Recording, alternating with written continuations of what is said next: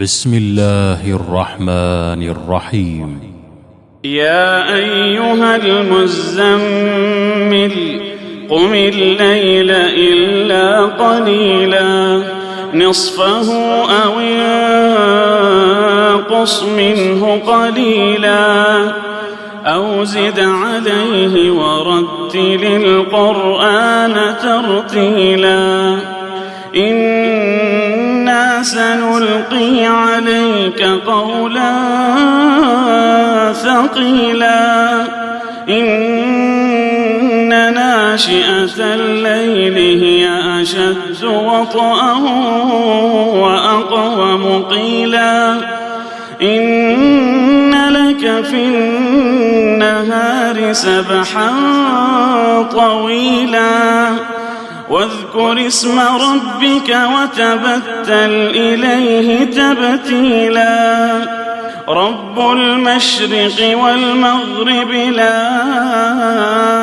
إله إلا هو فاتخذه وكيلا واصبر على ما يقولون واهجرهم هجرا جميلا وذرني والمكذبين أولي النعمة ومهلهم قليلا إن لدينا آكالا وجحيما وطعاما ذا غصة وعذابا أليما يوم ترجف الأرض والجبال وكانت الجبال كثيبا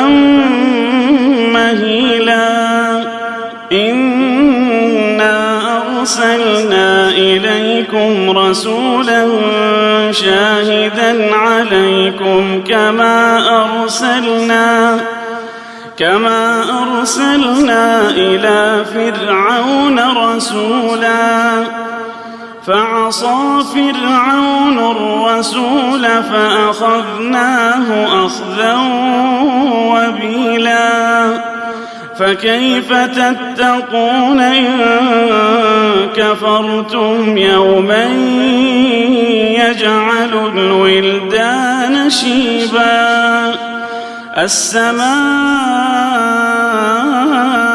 منفطر به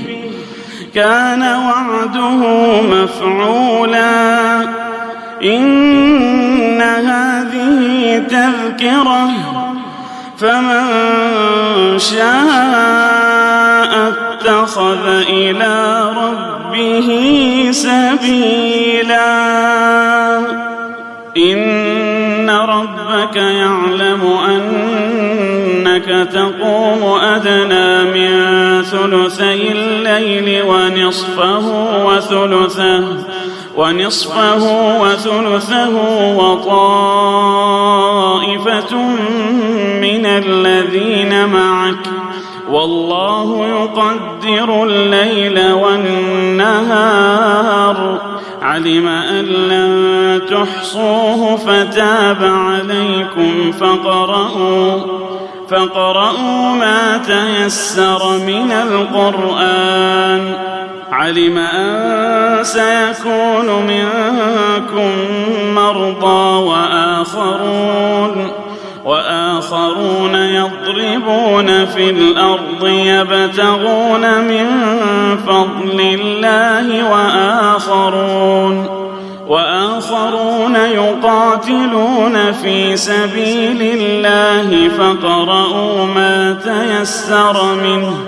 وأقيموا الصلاة وآتوا الزكاة وأقرضوا الله قرضا حسنا وما تقدموا لأنفسكم من خير